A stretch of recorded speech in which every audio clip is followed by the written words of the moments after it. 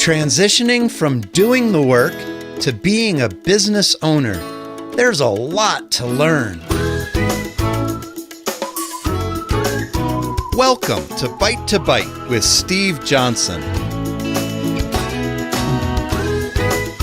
Hi, I'm Steve Johnsen, and today we're going to talk about transitioning from doing the work in a business, that is, from being a technician to being a business owner. There's actually a lot to learn. I'll give you an example of somebody who worked for a roofer.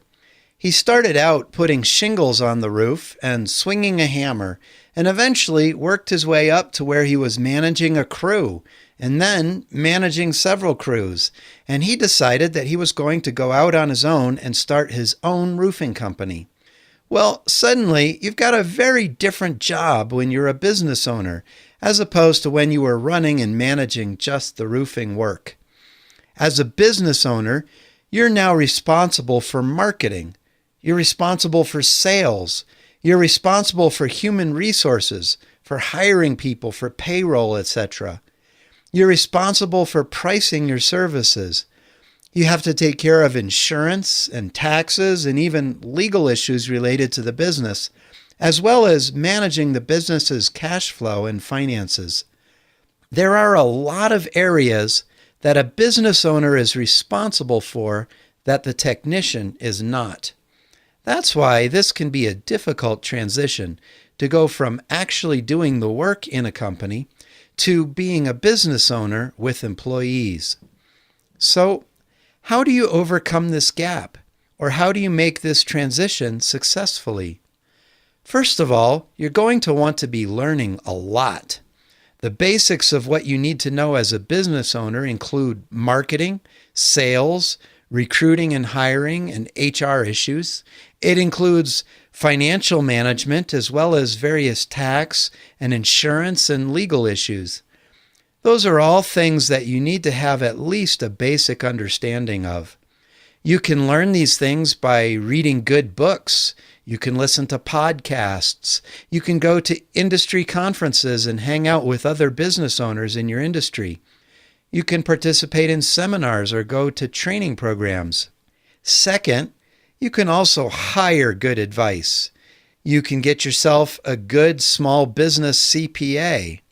You can find a good small business lawyer. You can hire in an outsourced CFO, that's a chief financial officer, that will help you with your cash flow planning and management. You can hire a good marketing agency. You can hire a sales coach or someone who will help you to train your sales reps. You can always find people that have skills that you don't have to come in and help you with your business. Steve Jobs is a good example of someone who learned how to do this. He started Apple Computer and it grew to a certain point, and eventually he got kicked out of his own company because of the challenges he had in running his business. When he came back to Apple a few years later, he was responsible for Apple's great resurrection. One of the things that Steve Jobs had learned in that interim is that he can't do what he can't do. One of the really smart things he did was to hire Tim Cook to run the business part of the company while he was responsible for the visionary part of product development. So identify where your own skills are and where your strengths are. Maybe there are some things about running the business that you'd like to learn, and some things about running the business that you really want to hire some good help in that area.